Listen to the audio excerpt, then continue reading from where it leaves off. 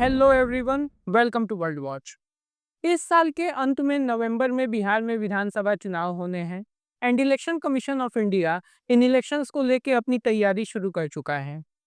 अभी बिहार में voter list को अपडेट किया जा रहा है, बट इस पूरे अपडेशन प्रोसेस के दौरान वोटर्स के वेरिफिकेशन को लेके बिहार की regional parties and election commission of India के बीच काफ़ी सारे डिस्प्यूट सामने आए हैं। इवेंचुअली ये पूरा मामला अभी सुप्रीम कोर्ट में है एंड सुप्रीम कोर्ट ने इस पे अपना फाइनल वर्डिक्ट दिया नहीं है। बिहार के पॉलिटिकल सिस्टम की बात करें तो 1989 के बाद से कोई भी नेशनल पार्टी या फिर pan India level party like BJP, Congress, ये अपने दम पे बिहार में सरकार नहीं बना पाई। इन्हें हमेशा रीजनल पार्टीज के साथ अलाइन होना पड़ा। एट प्रेजेंट बिहार में नेशनल डेमोक्रेटिक अलायंस एनडीए का रूल है एंड इनके चीफ मिनिस्टर हैं नीतीश कुमार, जो 2005 से लेके अभी तक लगातार 20 साल से बिहार में चीफ मिनिस्टर हैं। इनके सामने जो मेन अपोजिशन पार्टी है वो है इंडिया ब्लॉक से राष्ट्रीय जनता दल आरजेडी, जो 1995 से लेके 2005 तक बिहार में पहले शासन कर चुकी है। एंड बाकी सारी छोटी मोटी पार्टीज लाइक एक एचएएम पार्टी है, एक लोक जनशक्ति पार्टी है, ये सब या तो एनडीए के साथ हैं या फिर इंडिया ब्लॉक के साथ हैं। लेकिन इन दोनों के अलावा बिहार में एक और पॉलिटिकल पार्टी है जो इस बार के विधानसभा चुनाव में सभी 243 विधानसभा सीटों पे इंडिपेंडेंट चुनाव लड़ेगी। इस पार्टी का नाम है जनसुराज पार्टी एंड इसके फाउंडिंग मेंबर हैं Prashant Kishor. I am sure आप सब इस नाम से परिचित होंगे। प्रशांत किशोर काफ़ी पॉपुलर फेस हैं। प्रशांत किशोर का जन्म बिहार में हुआ था एंड अपनी अर्ली एजुकेशन भी इन्होंने इंडिया में ही कंप्लीट की। फाइनली ये फॉरेन चले गए थे एंड वहाँ यूनाइटेड नेशंस के साथ मिलके पूरे 8 सालों तक इन्होंने पब्लिक हेल्थ सेक्टर में काफ़ी काम किया है। वापस जब ये इंडिया आए तो एज अ पॉलिटिकल स्ट्रेटेजिस्ट इन्होंने अपना काम शुरू किया। सबसे पहले 2012 में गुजरात के विधानसभा चुनाव में इन्होंने बीजेपी के लिए जो पूरा इलेक्शन कैंपेन था इसको मैनेज किया था। बट इनको असली फेम मिला 2014 के लोकसभा चुनाव के दौरान, जब तब के prime ministerial candidate Narendra Modi and BJP के लिए इन्होंने पूरे इलेक्शन कैंपेन को मैनेज किया था। उस टाइम पे बीजेपी के लिए इन्होंने बहुत सारी इलेक्शन स्ट्रेटजीज निकाली थी, लाइक चाय पे चर्चा, मंथन एंड एक पूरा मैराथन इन्होंने ऑर्गेनाइज किया था ताकि बीजेपी के लीडर्स ज़्यादा से ज़्यादा यूथ के साथ कनेक्ट कर सकें। 2014 में बीजेपी को यहाँ पे लैंडस्लाइड विक्ट्री मिली एंड इसके बाद 2015 में इन्होंने बिहार में महागठबंधन, जिसमें आरजेडी एंड जेडीयू दोनों शामिल थे, इनके लिए इलेक्शन स्ट्रेटेजी बनाई थी। वहाँ पे भी इनको सक्सेस मिली। बीजेपी के अलावा इन्होंने 2017 में पंजाब इलेक्शंस में कांग्रेस के लिए इलेक्शन स्ट्रेटेजी बनाई है। 2019 में आंध्र प्रदेश में इलेक्शंस में इन्होंने जगन मोहन रेड्डी को सपोर्ट किया था। इसके बाद 2020 में दिल्ली इलेक्शंस में इन्होंने अरविंद केजरीवाल के लिए काम किया एंड 2021 में वेस्ट बंगाल इलेक्शंस के दौरान इन्होंने ममता बनर्जी के लिए भी काम किया था। एंड इन सभी इलेक्शंस में इन्होंने जिस पार्टी को सपोर्ट किया, जिनके लिए काम किया, वो पार्टी वो इलेक्शन जीत गई थी। So as a political strategist इनका जो स्ट्राइक रेट है ये नियर अबाउट 90% से थोड़ा ज़्यादा है, क्योंकि 2017 में यूपी इलेक्शंस में कांग्रेस के लिए काम कर रहे थे एंड यूपी में कांग्रेस वहाँ पे बुरी तरीके से हार गई थी। तो अगर 2017 के यूपी इलेक्शंस को छोड़ दें तो as a political strategist Prashant Kishor काफ़ी सक्सेसफुल रहे हैं। 2021 में इन्होंने अनाउंस किया कि अब ये पॉलिटिकल स्ट्रेटेजी का बनाने का काम छोड़ देंगे एंड वापस ये अपने होम स्टेट बिहार लौट आए। यहाँ आके इन्होंने 3000 किलोमीटर लंबी यात्रा शुरू की। अप्रॉक्स 1.5 साल के आसपास ये यात्रा चली है। इस यात्रा का नाम था जन सुराज यात्रा एंड इसकी जो फाइनल डेस्टिनेशन थी ये थी बिहार की कैपिटल पटना में, जहाँ 2 अक्टूबर 2024 को इन्होंने अपनी खुद की पॉलिटिकल पार्टी जन सुराज की अनाउंसमेंट की। एंड यहीं पे इन्होंने अनाउंस किया कि अगले विधानसभा चुनाव में जन सुराज पार्टी बिहार के सभी 243 विधानसभा सीटों पे इलेक्शन कंटेस्ट करने जा रही है। सो इस बार प्रशांत किशोर का जो रोल है ये काफ़ी हद तक बदल चुका है। अभी तक ये दूसरों के लिए इलेक्शन स्ट्रेटजीज बनाते थे, कैंपेन को मैनेज करते थे, लेकिन इस बार इनकी अपनी पॉलिटिकल पार्टी एंड शायद से ये खुद भी एक इलेक्शन कंटेस्ट कर जन स्वराज पार्टी को लेकर के एक बात जो बहुत सारे पॉलिटिकल थिंकर्स मानते हैं कि बहुत कम समय में इन लोगों ने बिहार के intellectual base, middle class and grass root level पे अपनी रीच अच्छी खासी बढ़ा ली है एंड किसी भी तरीके से इन इलेक्शंस में जन स्वराज को कंप्लीटली इग्नोर नहीं किया जा सकता। अपने इलेक्शन कैंपेन्स में इन्होंने बिहार की डेवलपमेंट के लिए 5 पॉइंट एजेंडा सामने रखा है। इसमें सबसे पहला है कि ये एजुकेशन एंड एम्प्लॉयमेंट को बिहार में बढ़ावा देंगे। दूसरी बात जो इन्होंने कही है कि जो बिहार से यूथ का माइग्रेशन होता है, जो बाहर बड़े शहरों में जाते हैं एंड मीनियल जॉब्स करते हैं बिकॉज़ इनकी डिग्री इस तरीके की नहीं होती, एजुकेशन का बैकग्राउंड उतना स्ट्रॉन्ग नहीं होता। इस पलायन को ये बिहार से रोकेंगे एंड इसी के लिए ये बिहार में एम्प्लॉयमेंट अपॉर्च्युनिटीज़ डेवलप करेंगे। इसके अलावा ओल्ड एज पेंशन जो बताया जाता है बिहार में कि 400 रुपये महीने दिए जाते हैं। आप खुद सोच सकते हैं कि आज के ज़माने में जहाँ आराम से इन्फ्लेशन 4 से 6% है, 400 रुपये महीने में एक आदमी कैसे सर्वाइव कर सकता है। सो एक रिस्पेक्टेबल पेंशन ओल्ड एज में पहुँच चुके लोगों को, 60 प्लस लोगों को ये देंगे।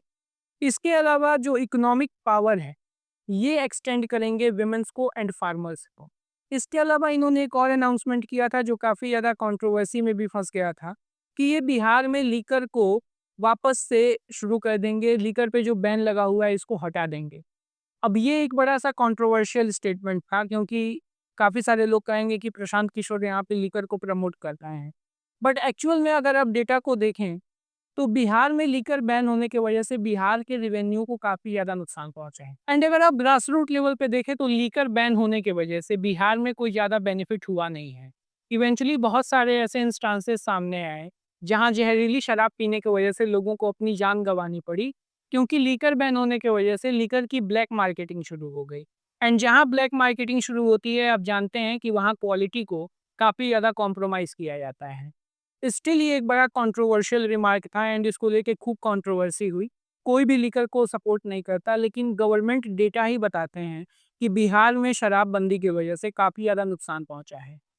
इसके अलावा प्रशांत किशोर एजुकेशन को लेके बात करते हैं। एजुकेशन पे इन्होंने जो अपना रोड मैप दिया है उसमें इन्होंने क्लियर कट कहा है कि हर एक गांव में एक जो प्राइमरी स्कूल होता है उसको ये इंटरनेशनल नॉर्म्स के हिसाब से या फिर नेशनल नॉर्म्स के हिसाब से डेवलप नहीं कर पाएंगे क्योंकि इतना फंड नहीं है। इसका जो तोड़ ये बताते हैं कि ब्लॉक लेवल के ऊपर कम से कम 2 ऐसे स्कूल्स बनाए जाएँगे, जिनके स्टैंडर्ड्स इंटरनेशनल स्कूल्स के मुकाबले होंगे एंड जितने भी लोग वहाँ पे आ सकें उनको ले आएँगे। बाकी जो बच्चे वहाँ पे एडमिशन नहीं ले पाएँगे या फिर जो किसी तरीके से वहाँ पे नहीं पहुँच सकते, उनके लिए प्राइवेट स्कूल्स में इनिशियली व्यवस्था की जाएगी एंड उनकी फ़ीस में गवर्नमेंट उनको हेल्प करेगी। रिसेंटली एएनआई के साथ इंटरव्यू के दौरान प्रशांत किशोर ने बिहार के बैंकिंग सिस्टम से रिलेटेड एक ऐसे इशू को उठाया जिसके बारे में आमतौर पे बिहार में बात नहीं होती and larger chunk of population को इसके बारे में पता भी नहीं होगा। प्रशांत किशोर ने कहा कि बिहार का जो सीडी रेशियो है ये नेशनल एवरेज के मुकाबले काफ़ी कम है। बिहार में सीडी रेशियो बताया जाता है 40 से 50% के बीच में है, वेयर एज जो नेशनल एवरेज है ये 75% है, मतलब कि ये काफ़ी कम है। सीडी रेशियो का एक्चुअल मतलब होता है क्रेडिट डिपॉजिट रेशियो एंड ये रेशियो ये डिनोट करता है कि किसी भी स्टेट में जो बैंकिंग सिस्टम में पैसा है इसमें से कितना पैसा स्टेट के अंदर इस्तेमाल हो रहा है एंड कितना पैसा स्टेट के बाहर जा रहा है। अगर हम बिहार का सीडी रेशियो 50% भी माने इसका मतलब कि बिहार का आधा पैसा ही बिहार के अंदर इस्तेमाल होता है एंड आधे से ज़्यादा पैसा ये बाकी स्टेट्स को चला जाता है। अगर ये पैसा बिहार के अंदर इस्तेमाल होता सो बिहार के अंदर एम्प्लॉयमेंट अपॉर्चुनिटीज़ बढ़ती, इंडस्ट्रीज़ बढ़ती, स्टार्टअप्स को बढ़ने के लिए बेनिफिट मिलता, लोन्स दिए जा सकते थे जिससे अल्टीमेटली स्टार्टअप्स को पुशअप किया जा सके। प्रशांत किशोर ने कहा है कि अगर वो पावर में आएंगे तो इमीडिएटली वो इस सीडी रेशियो को नेशनल एवरेज के आसपास ले जाएंगे। एंड जब आप ये बातें सुनते हैं, खास तौर पे जो इंटेलेक्चुअल बेस है, जो बिहार का यूथ है, इन सब के अंदर एक जनरल एक्सेप्टेंस है कि ये चीज़ें प्राइमा फेशिया काफ़ी ज़्यादा डूएबल लगती हैं। ऐसा लगता है कि इनको 5 साल में या इवन 10 साल के अंदर ग्राउंड पे इन चीज़ों को इम्प्लीमेंट किया जा सकता है एंड इससे डिफरेंसेस देखने को मिलेंगे। वेयर इज़ जो ट्रेडिशनल पार्टीज़ हैं, ये अभी भी उन्हीं मुद्दों पे बात कर रही हैं जो आज से 25-30 साल पहले जिनके बारे में बात होती थी। अभी भी बिहार में कास्ट को ही ज़्यादा डोमिनेंट फैक्टर माना जा रहा है। कास्ट के आधार पे ही ज़्यादातर इलेक्शंस यहाँ पे कंटेस्ट किए जा रहे हैं। इसके अलावा फ्रीबीज़ की अनाउंसमेंट करना, फ्री में चीज़ें जनता को दे देना। आप लोग जानते होंगे हमारे भारत देश में तकरीबन हर एक स्टेट में एक फ्रीबी योजना चली रही है। अल्टीमेटली इन सभी योजनाओं का जो बोझ है ये गवर्नमेंट बजट पर पड़ता है एंड लॉन्ग रन में जो स्टेट इकोनॉमी है इसके लिए काफ़ी ज़्यादा हार्मफुल है। स्टूडेंट्स के लिए यहाँ पे जो स्कीम्स अनाउंस किए गए हैं ये मोस्टली अनएम्प्लॉयमेंट लिंक्ड स्कीम्स हैं। एक स्कीम है कि जो लोग ग्रेजुएशन कर चुके हैं वो स्टूडेंट्स जो ग्रेजुएट हैं इनको सरकार 6,000 रुपये देगी। I mean does it make any sense? सरकार एक ग्रेजुएट को 6,000 रुपये फ्री में क्यों देगी? अगर ये 6,000 रुपये एम्प्लॉयमेंट जनरेशन स्कीम्स में स्किल अपलिफ्टमेंट प्रोग्राम में लगाए जाते हैं या फिर एक स्टूडेंट जो भी करना चाहता है, जो भी उसका इंटरेस्ट है, उस फील्ड में अगर सरकार ये 6,000 रुपये कंट्रीब्यूट करे तो ज़्यादा बेहतर रिजल्ट्स आ सकते हैं एंड वो ज़्यादा बेहतर एक करियर डेवलप कर सकता है। वापस से यहाँ पे रिजर्वेशन को बढ़ाने की बात कही जा रही है कि रिजर्वेशन दे देंगे। आई मीन एक गवर्नमेंट एग्ज़ाम की अगर आप साइकिल देखें तो ये एक विशियस साइकिल है।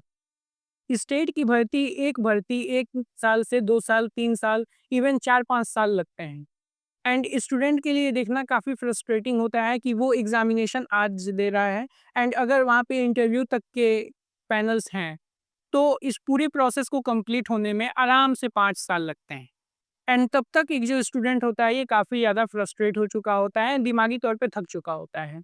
बट वापस से गवर्नमेंट इस इंफ्रास्ट्रक्चर को सही नहीं कर रही है, इसके बारे में बात नहीं हो रही है। सिर्फ रिजर्वेशन को बढ़ा करके एक तरीके से धोखा देने की कोशिश हो रही है। मेरे ओपिनियन में जब कभी भी वोटिंग होनी चाहिए या फिर अभी नवंबर में यहाँ पे वोटिंग होनी है, काफ़ी लंबा समय है, अभी बहुत सारे अनाउंसमेंट्स होंगी। वोट इसी आधार पे दिया जाना चाहिए कि कौन-सा लीडर फ्यूचरिस्टिक बातें कर रहा है। आज का जो एज है ये आर्टिफिशियल इंटेलिजेंस से रिलेटेड है एंड हम 20 साल, 25 साल, 30 साल पुरानी बातों पे आज रिलाई नहीं कर सकते। इसीलिए वोट उसी आदमी को दिया जाना चाहिए जो फ्यूचरिस्टिक बातें कर रहा हो, जो ज़्यादा डूएबल चीज़ें बता रहा हो, ऐसी चीज़ें ना बता रहा हो जिसको इम्प्लीमेंट करना एकदम मुश्किल है। क्योंकि अगर कोई चीज़ यहाँ पे मुश्किल है, तो हमारे पॉलिटिकल सिनेरियो में वो चीज़ें कभी इम्प्लीमेंट होंगी ही नहीं। स्टिल एक आदमी का अपना ओपिनियन है, वो किसको वोट करना चाहे, यहाँ पे कोई इन्फ्लुएंस करने की कोशिश नहीं है। This is the end of the video. तब तक के लिए do like, share and subscribe to world watch.